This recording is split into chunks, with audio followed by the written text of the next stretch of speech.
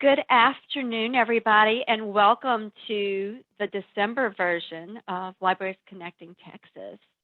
Happy holidays to all of you. I know I'm in Louisiana, and I think most of you are experiencing the same weather that I am, which is very warm and unseasonable for Christmas time. So we can pretend. So glad to have you all here for the sort of the wrap up of our 2021 Libraries Connecting Texas webinars. We have, not all of us are going to present today, but we have Patty Hollingsworth, Jennifer Williams, Jenny Harwood, and Brandy Krubaugh here. And we're going to get started on our Libraries Connecting Texas webinar. We have about 12 people here, 18 registered. We're recording now, so hopefully people will be joining as we continue, but you'll have access to see this on our YouTube channel later. So let's get started. Can you see my screen? Yes. Okay. All right. So I'm going to introduce some Libraries Connecting Texas stats. Then Jenny's going to talk about competitive bidding, and Jennifer is going to talk about the 471 application window.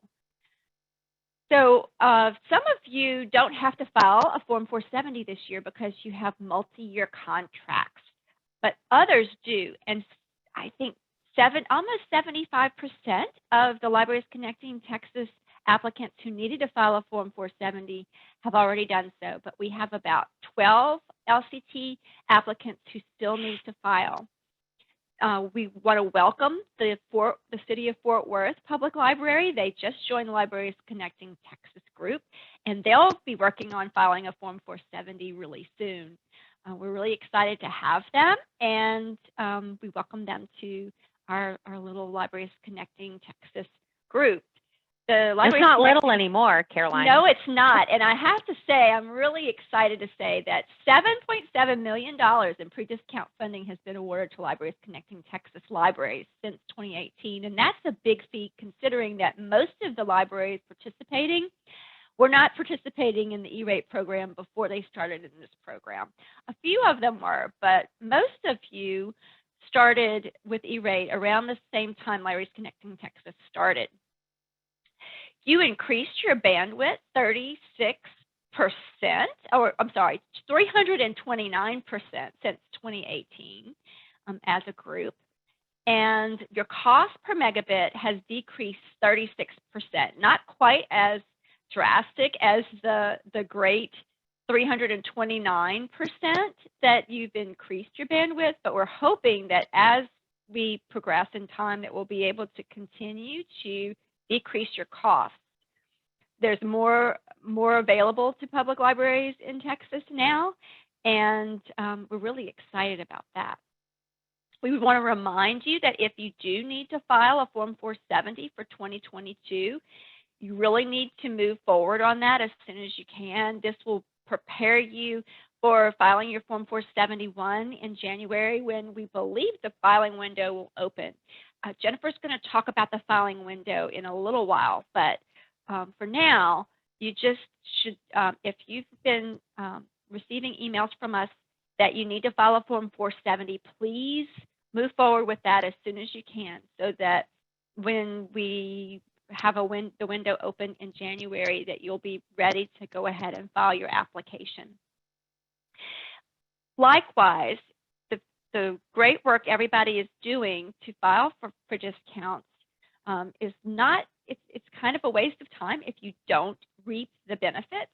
So please look at your bills, and if you haven't received your disbursements for 2020, you really need to move on that soon. The extended deadline for filing your BEAR forms is in February, and if you thought that you were getting a SPI and you didn't get the discounts applied to your 2020 bills, you're probably not going to, so you'll need to file a BEAR. Please double check your bills and make sure that you've got all of the the disbursements that you were expecting. We are reaching out to you if we see that you look like you need to file a bear, but if you haven't filed a bear before, there's some other forms that need to be filed, so it's really important for you to act quickly. One more reminder, I don't know if the new Boston Public Library is here, but you need to file your Form 486 as soon as possible because it's late and you're going to possibly lose funding if you don't file it soon. So, thank you, Jenny, Caroline. you can take it away. Thank you, Caroline. Hello, everyone. I'm seeing some new names, participants here. So thanks for joining us today. And if you are new and you have any questions, please type them in there's a question and answer, a Q&A box that you can type your questions in, and we'll be monitoring that and answer those questions for you. Or feel free to put any of your questions in our chat. And if you'd like to talk, we can take you off mute and you can ask your question live as well. So please speak up if you do want to ask any questions. But I'm going to talk to you about closing out competitive bidding because, as Caroline said, we're 75% done with filing our 470s. That's excellent. And so the next step is to finalize your competitive bidding, your decisions, and move forward with contracts if you're going to engage in contracts with service providers. So here's an image that we like to use that gives you a good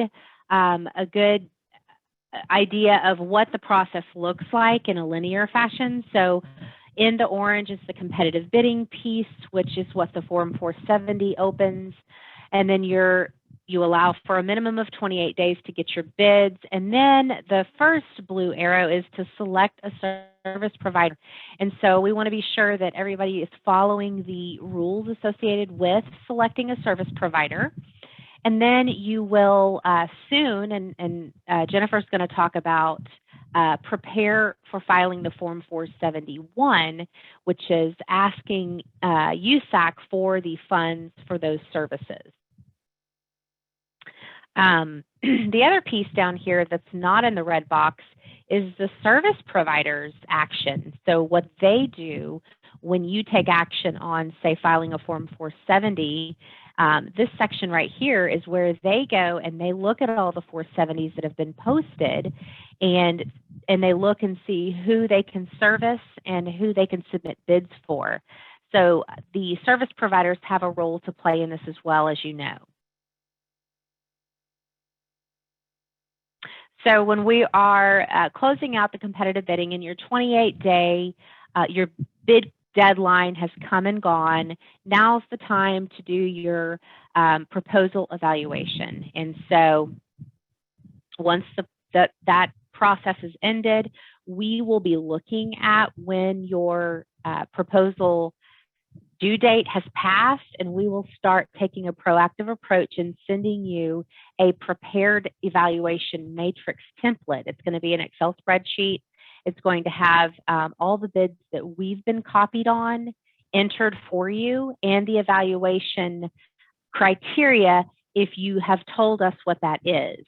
If you are not certain what that criteria should be or have not told us, we're happy to help you fill that out and pick the correct criteria for your local compliance. And then we'll also send you a sample award letter that you're welcome to use when you do make the decision and finalize your who you are awarding your bids to. Then that sample letter would be something that you send to the vendor who won your internet service contract. But we would like to look at your completed bid evaluation prior to you moving forward with the award letter. So if you would just email either the main contact that you have on our team or just the LCT email, any of us can help you. But we would like to take a look at that and just make sure that everything looks good and there's no red flags before moving forward. Just a couple of reminders on your proposal evaluation. I know we've talked through these many times, but we want you to hear it and be reminded of it every opportunity we can. There's a lot of scrutiny in this part of the process.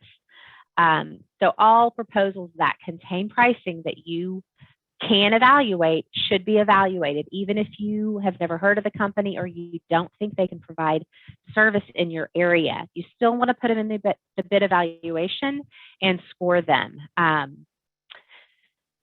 The evaluations are really an important document in the process for any type of audit or review with USAC, because it shows the why and the how the decisions were made. And so if you can identify any of your scoring justifications on your evaluation matrix, that's even better.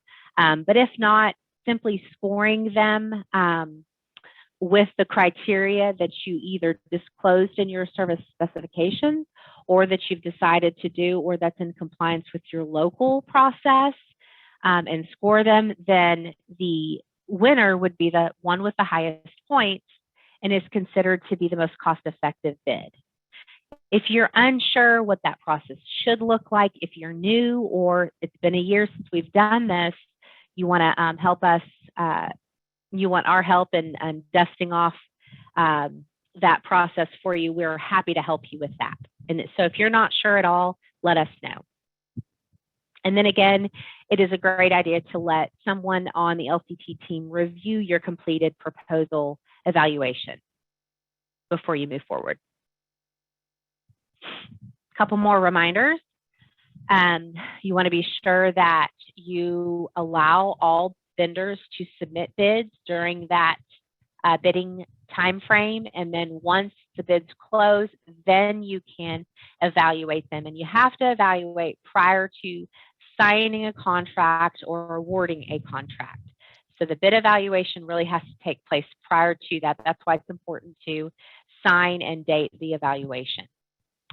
We have seen in recent years where some providers have submitted pricing in proposal documents, and after the bid deadline has come and gone, they've updated their proposal, and sometimes that can cause a little bit of an issue, especially if there's a lower price and the lower bid would potentially change the outcome of the decision that you've already made.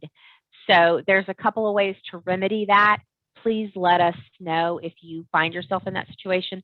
We can help you. It can be a little tricky, but there are some ways we can help you through that. So be sure to reach out to your LCT team member.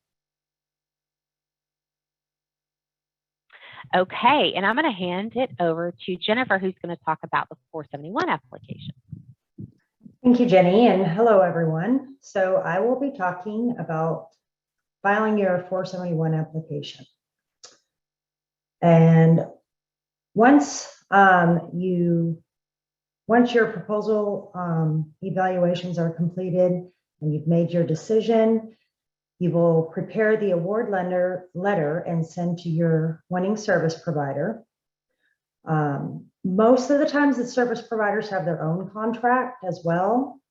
So request that because it can take time to get both signatures done. The date of the signature is your guys' contract award date. So that's what you'll fill out on your 471. And as a reminder, always please send us a copy of the signed agreement so we have it for our records as well. And back in October, we did discuss how to upload a contract. And if you haven't seen it or you forgot, you can always look at it on our YouTube channel. And as a reminder, if you have any changes to your Epic profiles, address change, adding new branches, anything like that, it is open right now, and it's important for you to go in and make those changes as soon as possible. You want to do it before they open the filing window, because then they lock it down and you can't make any changes.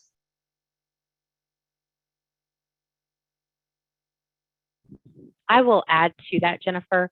If any of your administrators at the library have changed and that affects the account administrator in your Epic account, you have to take a couple of steps to make that changeover as well. I just had to help somebody this morning do that. So just be mindful that all of those changes have to take place during this administrative window.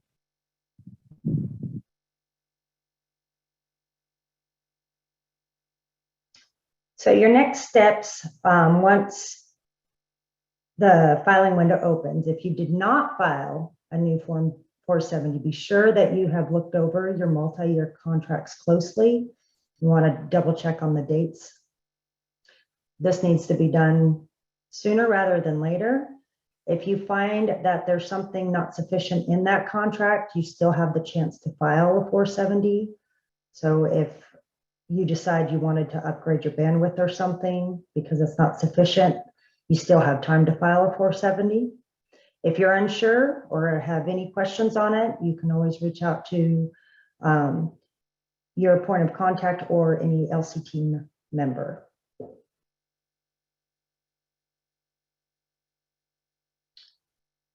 And if you did file a Form 470, again, a copy of your signed contract or agreement with the service provider that you chose.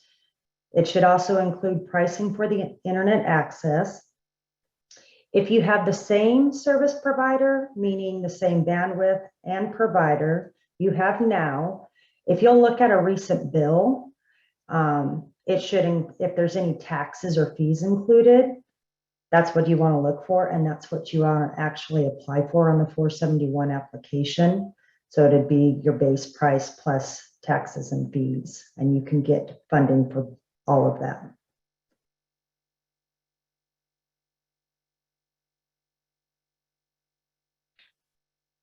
So if you did not file a Form 470, again, you want to look at a copy of your recent bill with all the details of the charges. You can look at last year's 471 to help guide you through of what you're needing.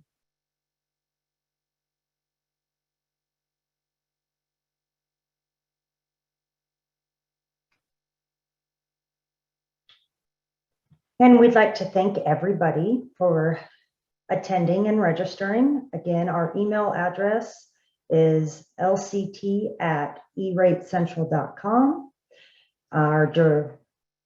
The direct LCT phone number, 516-801-7820. Want to remind everybody that our next call will be Thursday, January 27th, 2022 at 2 p.m. Central Time. And then there is a list of the available online resources. Also, Jenny, I saw in the chat, can we put in the chat our YouTube web?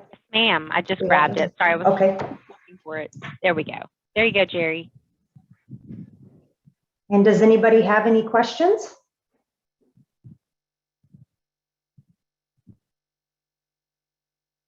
Y'all are an easy group. We hope that you have a very Merry Christmas and Happy New Year. And again, if you need any help with any of the process, we are open during the holidays, and we know that you are open as well at the library. So feel free to call us anytime if you need some help to move forward with any of this, any of your applications. Make sure that you're watching your email because we're sending messages to remind you about things if there is something that you need to attend to regarding your E-rate application. That may be a Form 470, it may be another form, it may be invoicing. So please, if we do send you a reminder, act on it as soon as you can because there are lots of deadlines involved in E-rate and we don't want you to miss it. Thank you so much for coming, and we'll see you in January. Happy New Year.